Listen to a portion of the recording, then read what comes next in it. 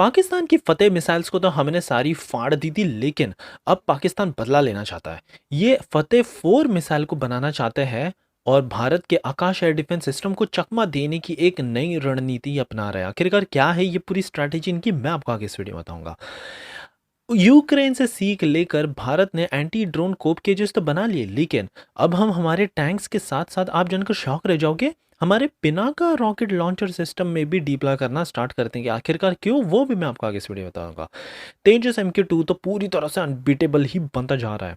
अगर MK1 से compare करें तो इसकी रेंज हमने दुगनी देने का जुगाड़ तैयार कर लिया है। ऐसे बड़े बड़े यहाँ पर टैंकर्स इंस्टॉल किए हैं कि ज़रूरत पड़ने पर इजीली हम इसको ड्रॉप भी कर सकते हैं। भारत ने कमाल ही कर दिया। पहले तो हम अंतरिक्ष में जाकर फर्स्ट इंडियन को हमने भेजा, लेकिन अब भारत ने फर्स्ट इंडियन को 5 किलोमीटर समंदर के अंदर भी भेजकर एक रिकॉर्ड बना दिया और भारत उस इलाइट लिस्ट ऑफ कंट्रीज में आ चुका है जहां केवल 6 कंट्रीज ही आज तक जा पाई है। फिलीपींस की तरफ से भी एक बहुत ही शॉकिंग खबर आई है। अब यहां पर आपने देखा ही होगा कि कैसे फिलीपींस की शिप को टक्कर मारते मारते चीन ने खुद अपनी ही चीन की एक शिप को टक्कर मार दी। तो अब फिलीपीन पूरी तरह से गुस्सा है। ये कह रहे हैं कि हमारी जितनी भी फ्लीट है ना, सब में ब्रह्मोस लगा देनी ही चाहिए, कंपलसरी कर देनी चाहिए, सो दैट चीन को पूरी तरह से हम तोड़ सके अगर वो एग्रेशन दिखाते हैं तो। और फाइनली जानेंगे कि कैसे है। ऑस्ट्रियन एनालिस्ट ने जो दावा किया है ना, उससे पूरा का पूरा पाकिस्तान हिल चुका है। ये कह रहे हैं कि भारत ने 5 पाकिस्तानी जेट को नहीं गिराया, 19 एयरक्राफ्ट। जी हाँ, इतना बड़ा दावा किया जा रहा है। और इन्होंने सारे कुछ नंबर्स, कौन सा मॉडल था, कैसे मार गिरा, सारा कुछ पेश किया। सो बहुत ही ज़्यादा इंटरेस्टिंग आज की सीरीज होने वाली है, इसलिए प्लीज़ आप एंड तक देखिएगा। बिना कोई वक्त गवाए बढ़ते सीधी हमारी पहली खबर की तरफ से, जो आ रही है पाकिस्तान के फतेह 4 मिसाइल्स को लेकर। अब यहाँ पर पाकिस्तान ने काफ़ी हद तक सीख ले ली है। फतेह 1, फतेह 2 इनको इजीली भारत के आर्टिलरी रॉकेट लॉन्चर्स ने टारगेट बना लिया था, लेकिन अब यहाँ पर पाकिस्तान सीरियस हो चुका है और ये फतेह 4 इंट्रोड्यूस करने जा रहे हैं। ग्राउंड लॉन्च्ड ये क्रूज मिसाइल होगी। यहाँ पर पाकिस्तान के डिफेंस एनालिस्ट तो कह रहे हैं कि इन्होंने इसमें AI टेक्नोलॉजीज़ का भी भरपूर यूज़ किया है, बट इसकी एक बहुत बड़ी कमी है। कमी ये है कि इसकी जो स्पीड है ना, वो सबसोनिक इन्होंने कर दी है। 0.7 माक की इसकी स्पीड है। तो ऑफ कोर्स यहाँ पर तो अब हमारे पास इजीली इतने सारे ऑप्शंस है कि इजीली इस फतेह को भी भारत फोड़ सकता है। कैसे, मैं आपको बताता हूँ। दरअसल भारत के पास सबसे पहले तो early warning advance air defence system भी मौजूद है, आकाश, स्पाइडर, बराकेट। इसके अलावा सुकोई 30 MKI और राफेल में फाइटर जेट्स में इनमें ऐसे ऐसे सेंसर्स हमने डाल रखे जो ईजिली डिटेक्ट करके ट्रैक करके इसको पूरी तरह से न्यूट्रलाइज भी कर सकता है, क्योंकि ये है ही इतना स्लो मूविंग टारगेट। वैसे अब पाकिस्तान तो बड़ी बड़ी दावे कर रहा है कि ये सबसे पहले तो लो लेवल पे फ्लाई करेगा, तो भारत इजीली इसको इंटरसेप्ट नहीं कर सकता। 750 किलोमीटर की इसकी रेंज बताया जा रहा है और टेरेन हगिंग के मामले में ये बहुत ही ज़्यादा गेम चेंजिंग होगा। बट अब देखने लायक होगा कि भारत की जो सिस्टम्स है वो कितने ज़्यादा इफेक्टिव निकलते हैं और कैसे हम इस फतेह 4 को भी फोड़ कर पाकिस्तान को पूरी तरह से फिर से एक बार शॉक कर दे। अगली खबर इंडियन आर्मी के वज्र कॉर्प्स को लेकर आई है। अब आपको पता ही होगा कि यूक्रेन से इंस्पायर्ड होकर भारत ने भी अपने एंटी ड्रोन कोप केजेस डिजाइन किए। सोवियत एरा के जो हमारे पास टैंक पड़े थे ना, BM सीरीज के, इनके ऊपर हमने ये कोप केज डालना स्टार्ट कर दिया, क्योंकि अगर कल को पाकिस्तान और चीन की तरफ से माइक्रो ड्रोन छोड़े जाते हैं, ये इसमें ग्रेनेड लगा देते हैं और एक्सप्लोड कर देते हैं। बहुत ही ज़्यादा सस्ता और हमारे हज़ारों करोड़ के टैंक्स को ये ब्लास्ट कर सकता है, बट अब नहीं। इसके अलावा अब भारत ने सोचा कि क्यों ना हमारी जो ये पिनाका रॉकेट लॉन्चर सिस्टम है और कई तमाम स्मर्च, ये जो सिस्टम भारत ने रशिया से ख़रीदा था बहुत टाइम पहले, तो क्यों ना हम इसको भी प्रोटेक्ट करें। मैं आपको बता दूं कि ये जो स्मर्च रशियन सप्लाइड सिस्टम है ना, 12 रॉकेट्स एक साथ छोड़ता है, 90 किलोमीटर की इसकी रेंज और बहुत ही ज़्यादा हमारे लिए स्ट्रेटेजिक है।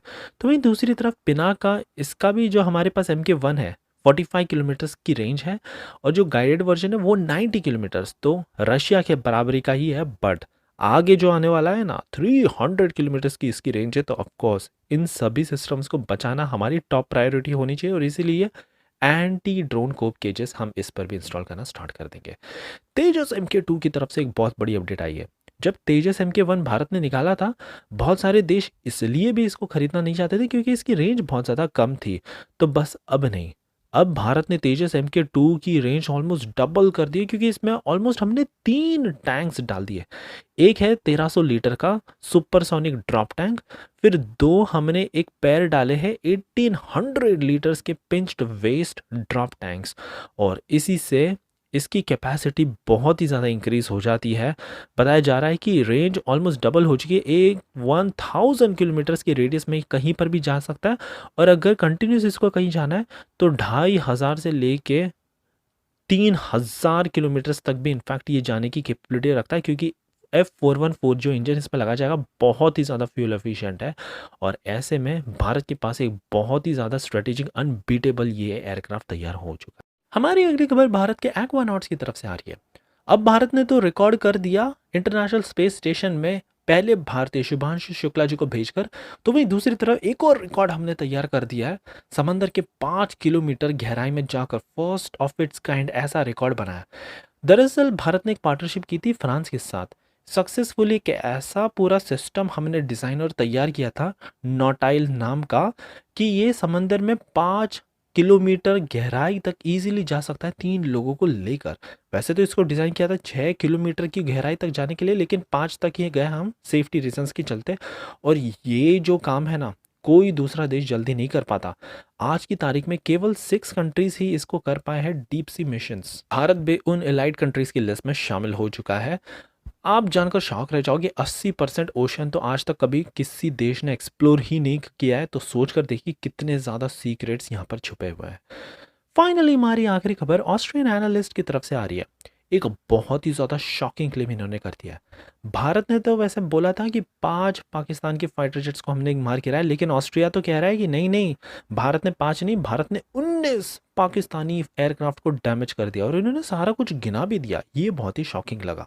सबसे पहले तो इन्होंने कहा कि भारत ने हवा में ही पाकिस्तान के सबसे पहले तो 6 एयरक्राफ्ट को ऐसे ही उड़ा दिए। फिर इसके अलावा एक AWACS, इसका प्लेटफॉर्म भी पूरी तरह से भारत ने ख़त्म कर दिया। फिर 13 एयरक्राफ्ट्स भी भारत ने डैमेज किए हैंगर में जाकर सीधा। यहाँ पर एक और AWACS खड़ा हुआ था। फिर एक रिफ्यूलिंग टैंकर भी खड़ा हुआ था 78 MP Midas. C-130 transport aircraft भी खड़ा हुआ था, और 10 फाइटर जेट्स और खड़े हुए थे। सारों को हमने मार गिराया है भारतीय मिसाइल्स का यूज़ करके। तो आप सोच कर देखिए, ये जो बात है ना, सुनकर पूरे पाकिस्तान में खलबली ही मच चुकी है। और इनका इंडिपेंडेंस डे बहुत अच्छे से अब सेलिब्रेट हुआ है। सो ये थी हमारी कमाल की न्यूज़ सीरीज़। आई होप आपको आज की सीरीज़ पसंद आई हो। और एज यूजुअल प्लीज़ एक लाइक करना मत भूलिएगा, कैसे कमाल का सपोर्ट दिखाने के लिए।